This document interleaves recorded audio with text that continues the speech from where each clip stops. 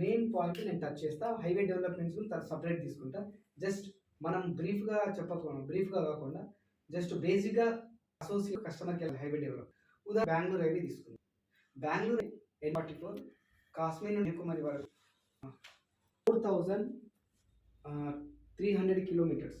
4,300 kilometres ఇండియాలోనే longest highway. So ఈ హైవేలో మనకు షాద్ నగర్ ఈ హైవే పక్కన ఉంది సార్.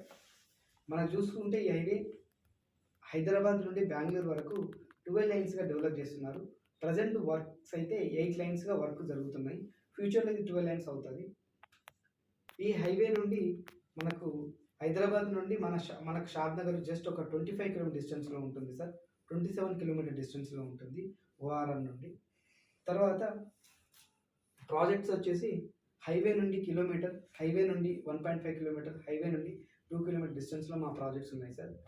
మా దగ్గర వచ్చేసి స్టార్టింగ్ 11,500 నుండి 21,000 వరకు మా దగ్గర ఉన్నాయి. హెచ్ఎండిఏ ఉన్నాయి, సిపి ఉన్నాయి, ఫార్మ్ లైన్స్ ఉన్నాయి సార్. సో బెంగళూరు హైవే మంచి ఫ్యూచర్ ఉంటుంది, మంచి ఉంటుంది సార్. సౌత్ ఇండస్ట్రియల్ కారిడార్ చేశారు రైల్వేని. రీసెంట్లీ చాలా మంది అండ్ ఫ్యాక్టర్స్ చాలా మంది ఇన్వెస్ట్ చేశారు. మనకు తోచినట్టు ఒక 100 గజాలు ఉంటే చాలా ఉంటుంది సార్, మంచిగా ఉంటుంది.